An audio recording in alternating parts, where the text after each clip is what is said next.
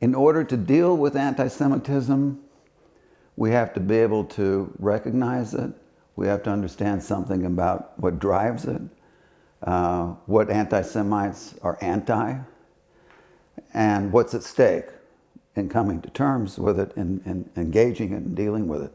So I have come to speak about two areas in the history of anti-Semitism and contemporary issues. So what I was dealing with, trying to explain, is the point of contact, points of influence between Nazi anti-Semitism and what would then become full-blown jihadist anti-Semitism.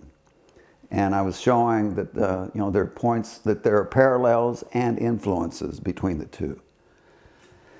So, Haj Amina Husseini returned to become part of the Muslim Brotherhood, and from there I went to a second part of my talk, namely, who is the Muslim Brotherhood, where do they come from, and in our own time, what areas of the world and where do you find their influence? What do they represent?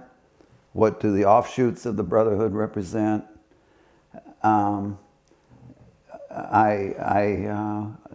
address these matters because I've found that very few people know where the Brotherhood comes from, what they stand for, what they claim to be their aims are.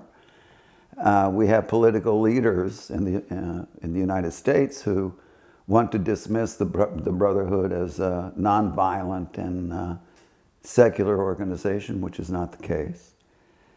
So in order to understand what we know to be terrorist threats from places like Al-Qaeda, ISIS, Boko Haram, the Islamic Republic of Iran, Hezbollah, Hamas, all of which have ties to the Brotherhood, you have to, in order to deal with them, you have to understand who they are, where they come from, their stated goals, and how and why these movements are in fact driven by anti-Semitism, by hatred of the Jews and the Jewish state.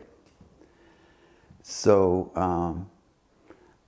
I'm here to deliver that message and to learn from responses and questions I get about it, and to learn from other speakers and participants as well.